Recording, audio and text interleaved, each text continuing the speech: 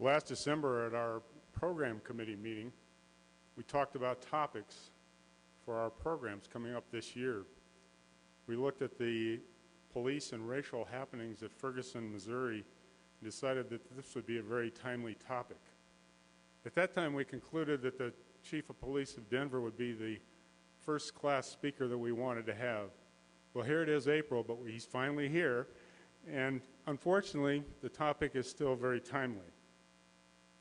In the paper 2 days ago, there was a quote of an AP article that said, "Killings of suspects by police officers in the past year have touched off a national debate about police conduct, which has only escalated as additional interactions between police and suspects, lethal or otherwise, are captured on video by law enforcement or civilians."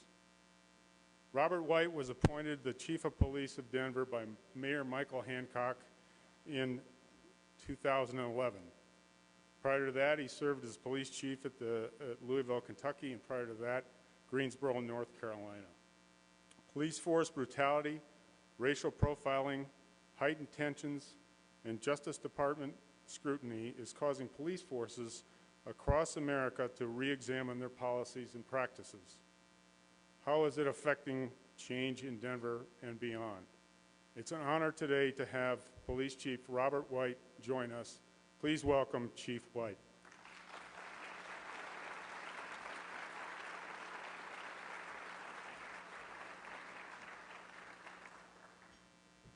Good afternoon. Thank you for inviting me. First thing I want to notice is if you notice the pictures of Roger, in 1990 you lost your hair, in 2000 you got it back. I need to know how you did that, Roger.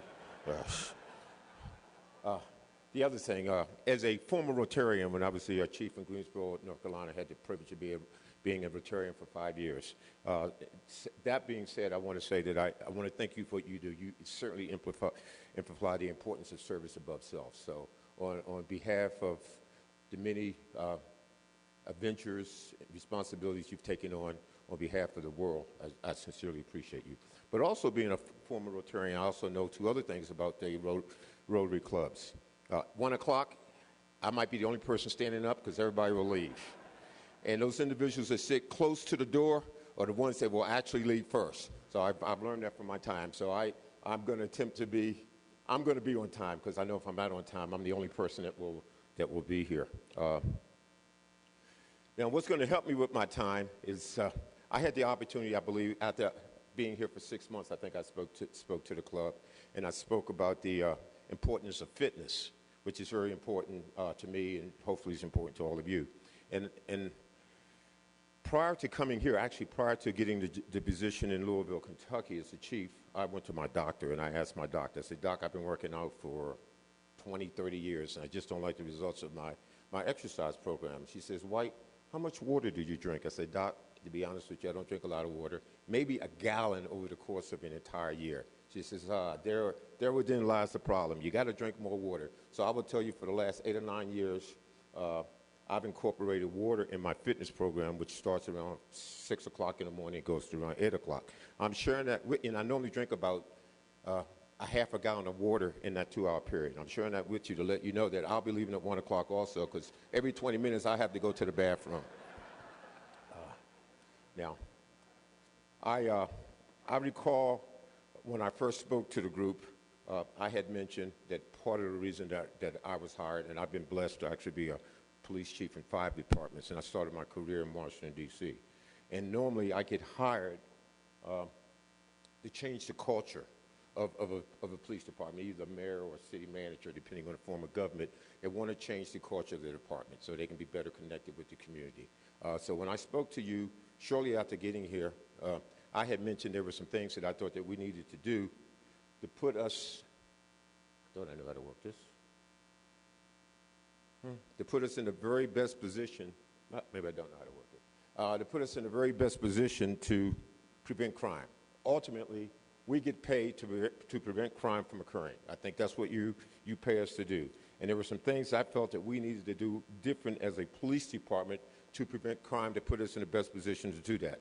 Now, this line, that red line that you see, That red line that you see represents is relatively significant. If we're going to be effective in preventing crime from occurring, the most valuable time an officer has is when they're not responding to a run, when they're not being a prisoner of a dispatch, or when they're not being dispatched to respond to a run, when they're not doing reports. That's the most valuable time. That line that you see represents the standard that was established prior to me getting here. And what that line says, what it means is that for every hour, every free hour an officer has, that officer has to do one proactive activity. So the first arrow is when I was appointed, which was in December of 2011. To be exact, it was December the 11th of 2011. So I've been here for 3 years, 5 months, and probably about 25 days. I'm counting and the union's counting, so we both have a close track of how long I've been here. So as you can see, when I was first appointed, the performance was below the line, significantly below the line. I am not doing well with this, am I? We're going to get that back. Yeah, you can help me out. I was telling this young lady, okay. I was telling a young lady, and she was telling me how to use this. I was telling her that my 10-year-old granddaughter knows more about technology than I do. So anyway, the first arrow is when I was appointed, and performance is below. Each color represents a month. So the last month is when I was here, and you can see performance was well below that one. Shortly after getting here, I decided that we needed to create an opportunity for individuals to apply for the position of district commander. If you live or work in the city of Denver, you live or work in one of the 6 districts.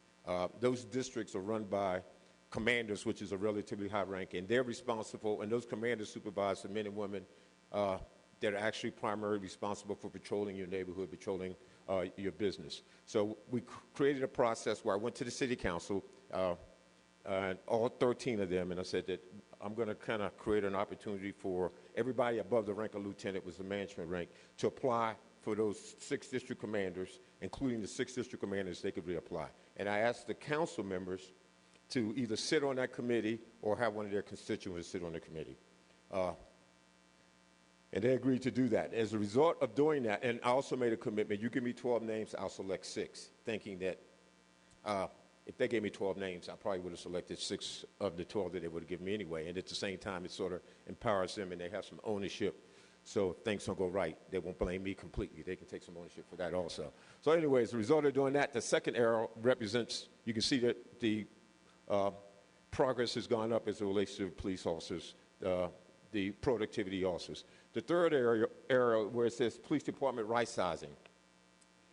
In our department, not unlike many other police departments, seniority is a big deal, too big of a deal. And everything is done by seniority, and I just didn't think that fair. Well, we have 3 ranks that are appointed by the chief of police.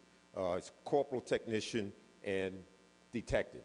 And those ranks have an incentive stipend that is attached to that. And unfortunately, those officers, individuals that have been in those ranks, have interpreted those ranks to be an entitlement versus a privilege. And some of them have been in those ranks for a long time and really hadn't done what the ranks were designed for. So we restructured, we redefined what the ranks are for, and I opened it up to everybody on the police department or below the rank of sergeant. Those are the individuals to apply. And we created a process. And as a result of doing that, we got the right people in those positions, and they were doing what the positions were designed for. And as you can see, progress went up as a result of doing that. The next thing we did, speaking of seniority, if you work in, I think everybody who's spent any time in Denver is familiar with downtown, familiar with Lodo, familiar with the 16th Street Mall. Very, very busy. Thursday, Friday, and Saturday, extremely busy. But the officers that worked, the senior officers that worked in that area, many of them had Thursday, Fridays, and Saturdays off, which really conflicted with when we needed them. And worse than that, or just as bad, their supervisors might have had completely different days off. So you had officers working in a very busy area, being off when we needed them, and the supervisors had completely different days off than the officers. So there was no supervision, and we really didn't have the officers there when we needed them. So, and this was not popular with the union. By the way, none of these decisions were popular with the union. So anyway, we created what we call team policing, which means you have supervisors supervising the officers that they're responsible for. They're working the same hours that they're working and have the officers working when they're needed. And as a result of that, you can see productivity went up even more. The other thing that we did of late was it had been like almost 20 years since we looked at geographically how the city was designed to make sure that we had neighborhood integrity. We didn't divide downtown area with one district versus another district. So we redistrict the police department to make sure that we had the right number of officers working geographically, and we actually rezoned some of the areas that we were working to make sure that there was integrity. And as a result of that, you can see the productivity went up. So that being said, as a result of those initiatives from 2011, 2012 to date, productivity has gone up. Also, what's really important, maybe even equally as important, looking to your right, 2013, we actually, as a result of the reorganization and our ability to better connect with the community, we had 2,863 fewer crimes. In 2014, we had 4,443 fewer crimes. Calls for service, which is a big deal. It's important if it's a crime in progress. It's not as important if the crime's not in progress, but and we need to do a better job explaining that to people. But anyway, as a result of some of these changes, our response time got better. We have what we call Class 1 and Class 2 calls. And both of those are priority, but Class 1 calls are more of a priority than Class 2. So you can see in 2013, we cut 34 seconds off of our response time. 2014, we cut an additional 32 seconds off for response times for Class 1. And then for Class 2, you can see that 2013, we cut 47 seconds off. In 2014, we cut off an additional 45 seconds. So all of these changes have amounted to us being a little bit more efficient, being able to get our arms around the crime and continue. And for 3 years running straight, we've had a decrease in crime. The other thing, these are offenses, crimes against persons. And this arrow represents the closure rate the closure rate of detectives. The red line represents what we projected it to be based on what had occurred in the past years and based on the allocations that we have. But as a result of making some changes with the detectives, the closure rate has actually gone up since 2012. Now, this has something to do with probably the main reason you asked me to be here. Crisis intervention teams. That, simply put, that is our desire to train officers to de-escalate situations so we can mitigate incidents such as what had occurred in Ferguson and has occurred in other cities across the country. So as a result of that, in 2014, 816 officers were trained. We have a police department of about, sworn police officers, about 1,465, and about 300 civilians. So we're slightly under 2,000 employees. So in 2014, we kind of upgraded our training, and since upgrading the training, we've trained 271 officers. We also trained the command staff, those are the lieutenants and above. We felt that they need to understand what we're asking the officers to do. And actually, by the end of 2016, we'll have 95% of the police officers of the entire police department trained on crisis intervention. Now, just quickly, these are the changes that we've made since 2012. I mentioned a new command staff. We realigned the police department. When I showed you the piece about the detectives and the closure rate went up, we decentralized, which means that we took officers from downtown and we put them in those 6 districts, and they're held accountable by a district commander 24 hours a day, 7 days a week. We right-sized the department in 12. In 13, we went to team policing. I had spoke to you about that. Civilianization. I am of the philosophy that if it doesn't require a gun and a badge, a police officer shouldn't be doing it. So we've identified about 50 to 60 positions that we hire civilians to do that job, and we put those police officers back out in the street. And I had mentioned that we had redistrict. Now, civilian report writing. This is something that started late in 2013 and has really continued to really grow and develop. We're going to continue to hire that. There are times where you call the police and we come, but it doesn't require a police officer. with the gun and badge to come. It's to take a report. You might have gone on vacation. Someone might have broken into your garage. You want a report taken. Well, a civilian can do that. A civilian that we can hire and we can train. So we've actually, in late 2013, we started hiring civilians, and there's certain reports they can take, which will free the police officers to do things that only they can do. 2014, LPO training. That's training of sergeants. Of all the ranks on the police department, at some point, everybody works for a sergeant. When you first come in, that's the first level supervisor. And I will tell you that if those sergeants buy in philosophically what policing is about, if they understand what the mission is, and they're the key to our success. Now, there's 10% of the people in the police department, and this is any police department, they don't get it. No matter what you do, they don't get it. They need to find another job. Then there's 10% of a police department that they don't need supervision. They buy into what needs to be done. But there's around 80% of members on the police department that want to come to work, they want to do the right thing, and how they do that depends on that sergeant. Because that's the one person that supervises them. That's the one rank that's out there every single day. So from an introspective, it's important that that sergeant understands what they bring to work and how they feel about this agency, the impact that it has on the majority of the troops. So we've identified some training over the course of 3 months that every sergeant, we have about 206 sergeants, had to go to. And as a result of doing that, it has made a difference.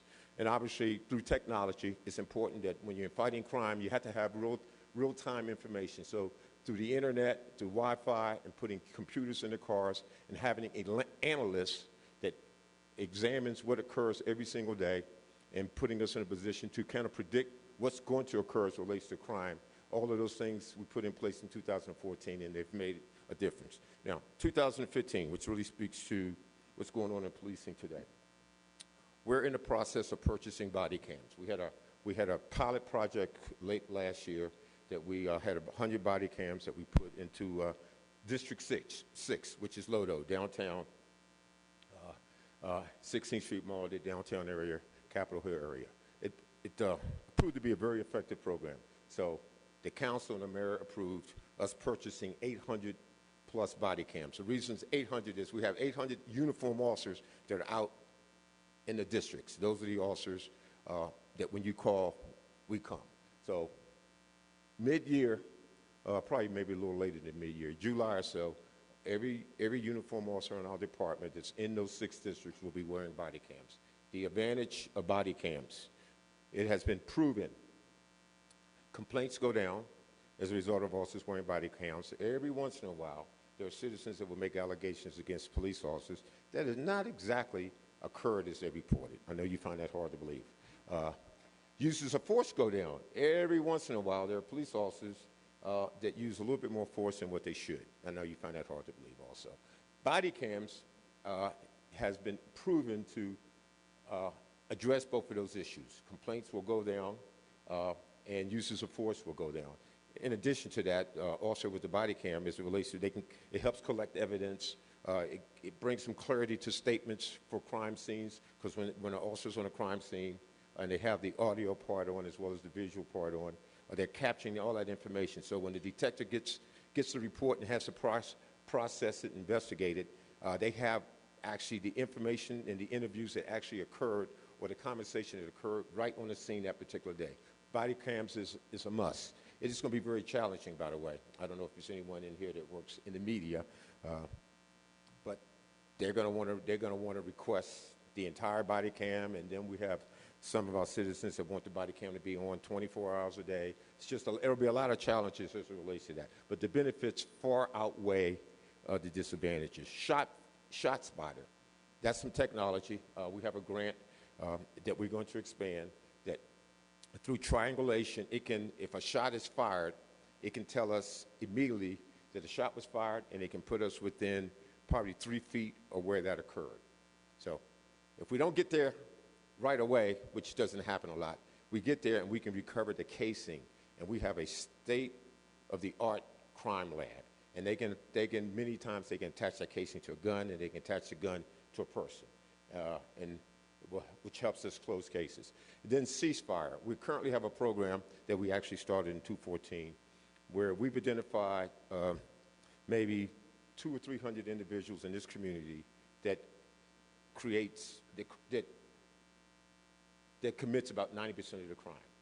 So and many of them are gang members.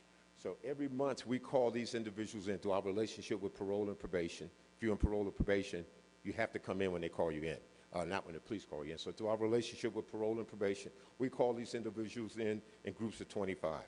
And we tell them that, you know what, obviously we can't arrest everybody, but we're going to monitor. You all have been identified as being the worst of the worst for the sake of this conversation, and we're going to monitor your activity. However, we want you to turn your life around. So in that room also is social components. If you need a job, if you need a church, if you need a place to live, if you need treatment for drugs, there's an organization in that room that's going to help you turn your life around. So you have the law enforcement components, the DA, U.S. Attorney, FBI, the police department, that talks about the enforcement part of it, saying the next time you do this, we're going to lock you up and throw away the key for the sake of this conversation. But our desire is for you to turn your life around, and we have some individuals that will help you do that from the community. So that's the ceasefire. Now, where are we, Ferguson? And how do we prevent from becoming a Ferguson? Well, I can't guarantee you that we can prevent from becoming a Ferguson, but there are a couple of things, and these changes speak to that. And I'm going to talk for 2 minutes and then entertain any questions that you might have. First, I think we need to understand that the greatest resource we have as a police department is citizens that live and work in the city. So if we're going to be effective in doing what I think you pay us to do, that's preventing crime, we've had to have a relationship with you. So part of this reorganization is having the same officers work the same hours with the same supervisors, so they understand the area that they work in. They know who's organized, organization, Rotary Club, who's not organized, where the crime's occurring, where the little thugs that are committing crime, that are on parole, on probation, where they live. They have a complete profile of their area of responsibility.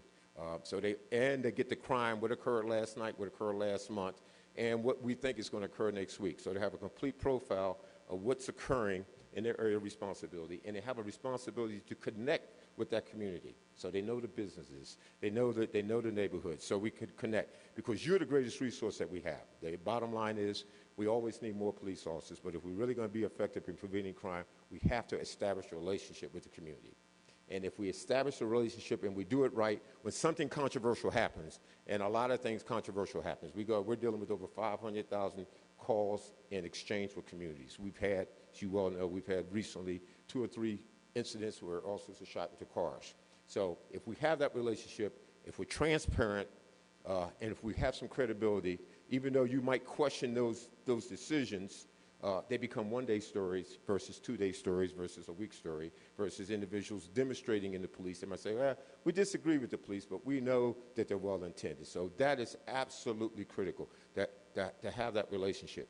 The other thing that is important, that is really challenging for police administrators, the reality of it is Ferguson, the incident that occurred in Ferguson, that occurred in New York, that occurred in L.A., that occurred in Cleveland, the incidents that have occurred even in Denver, that has gotten individuals to exercise their First Amendment rights, has gotten the community riled up, has gotten legislators that want to legislate how you police, and I've told them, you can't legislate how you police. You have to a mayor has to hire the right person. That person has to understand the culture, do the right thing. But there's some things you can legislate. That has brought about all these changes. The reason why these incidents have occurred is not because of the newness of those incidents. This is 10, 20, 30 years of people feeling oppressed, and they've gotten to the point where enough is enough.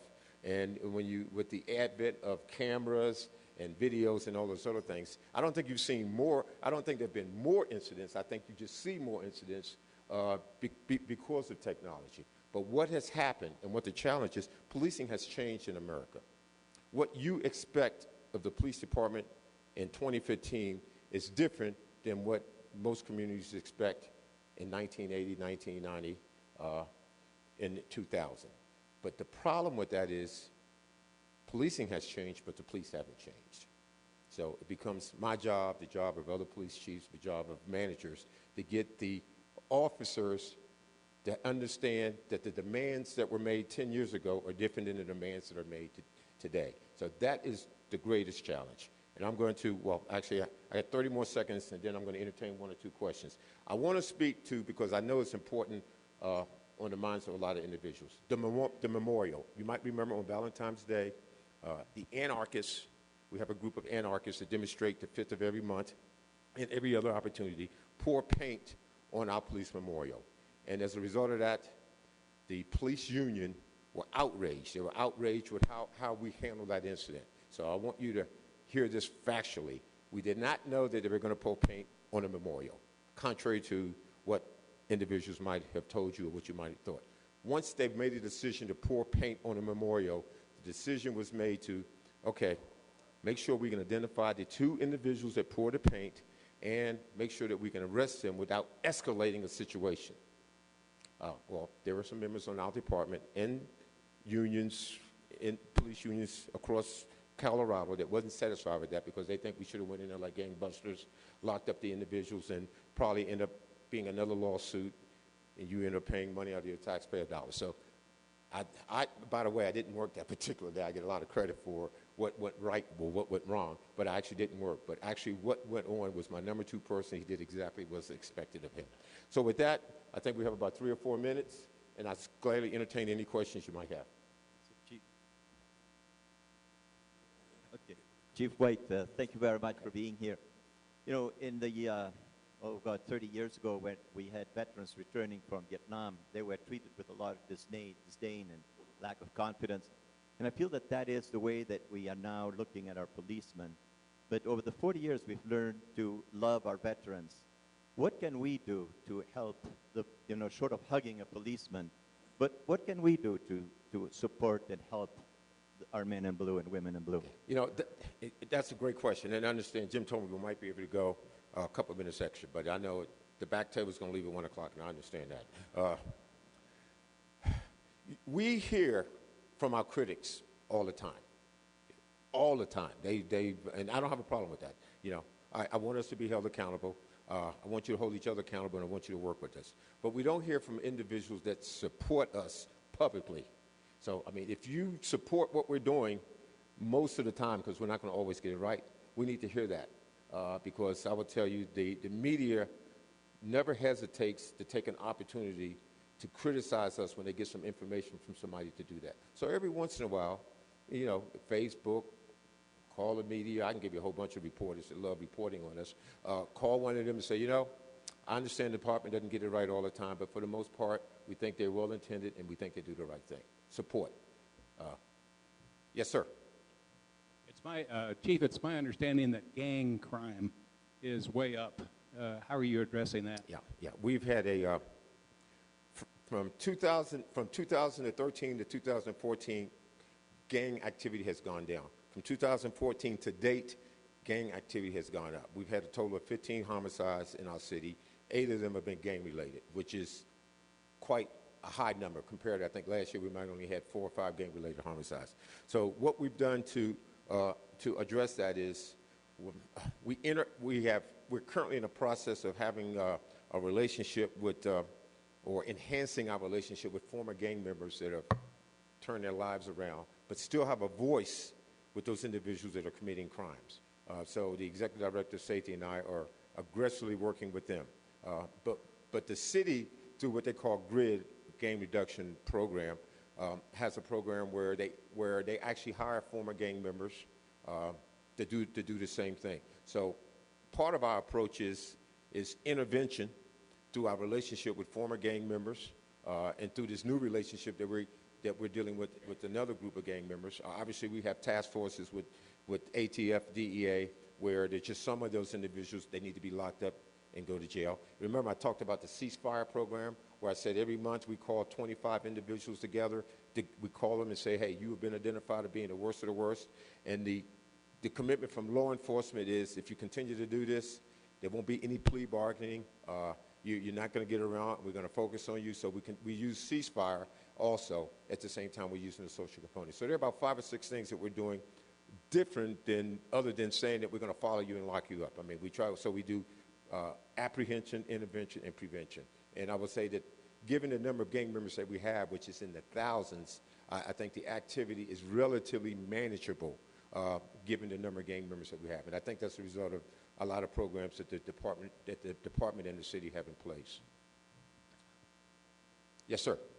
You touched on how policing has changed over the last 20, 30 years, and police officers are now being asked to deal with things that are more often thought of as social issues, whether that's homelessness or drug use or mental illness.